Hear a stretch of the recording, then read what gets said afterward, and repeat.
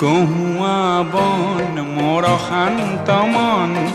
আল ফুল হাতেৰে লোৱা সাবতি